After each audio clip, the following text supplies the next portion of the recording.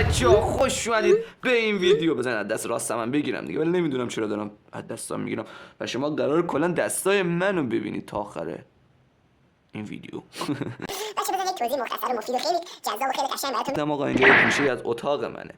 این گلدونو مادر بزرگم داده، اینم پرده اتاقمه دیگه. دور بر اتاقم نمیتونم بهتون نشون بدم چون خیلی به هم ریخته است. آقا من میخوام تو این ویدیو چیکار کنم برایتون تو این کانال یوتیوب.